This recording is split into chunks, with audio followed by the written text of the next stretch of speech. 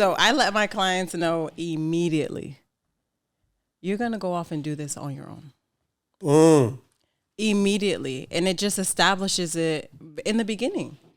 Hey, this is what we're going to do, but you're going to get to a place. And I think about it as a mom. Sure. One day my children are going to go off and have their own families.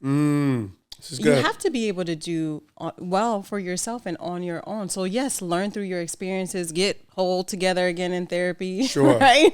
Sure. But then you're going to use these simple tools. Yeah. And you're going to do this on your own. We can't be coddled for the rest of our lives. Come on. One day we're going to be teaching, or we're going to be drinking the meat or eating meat, and moving past the milk. There you go. So that's one of the biggest things I established right from the beginning. That's good. You set the right expectation. Set the right expectation. In the relationship. Woo! That avoids opportunities for disappointment. That's all of our disappointments in life. Unhealthy expectations. There it is. That's your bar. I'm telling you. What would you say at this stage? You know, like you're a mom of 3. You guys are like, you know, I've watched y'all deal with the ebbs and flows in the marketplace, ebbs and flows coming into a new marriage. Yes. It's taking me 6 years. Okay. Getting together.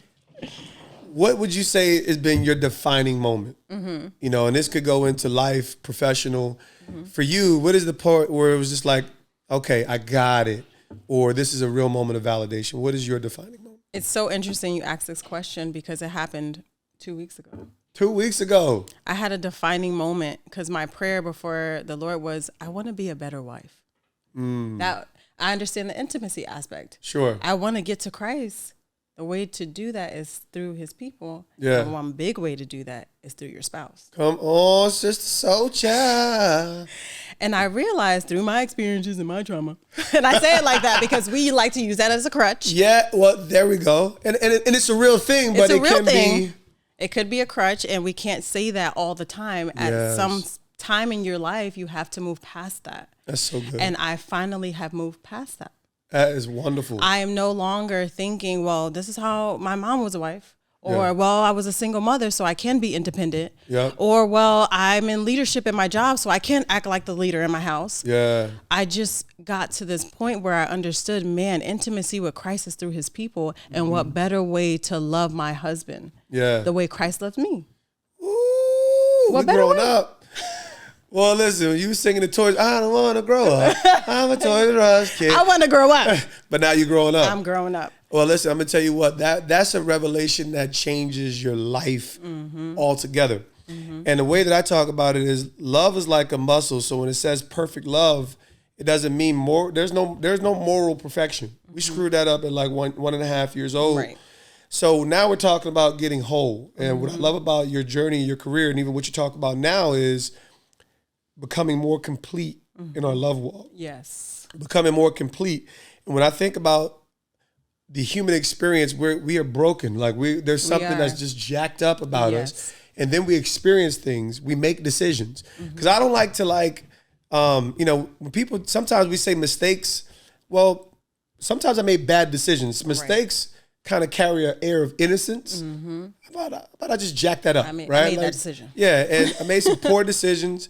I did make some mistakes because of my imperfections. Right. I tried to do the right thing the wrong way, right? And then it's just like some things happen to us. And those are the hardest things to deal with. But what you're talking about now is a true sense of ownership through your faith in Christ, of owning a deeper place of intimacy and union, knowing that there's a greater place possible for you. Yes. In your marriage. Yes. Man, you're going to be transformed. You're being transformed. That's a powerful defining moment.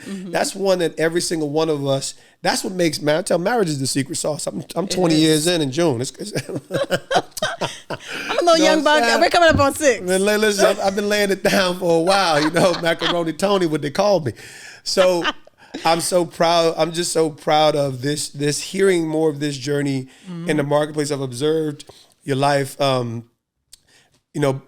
Busy B, Bernie B, this is my guy. We in it together. But watching this journey has been powerful because God gives us, like, you get married for differences. We struggle with everything that's different about our spouses. We're like, why ain't you like me?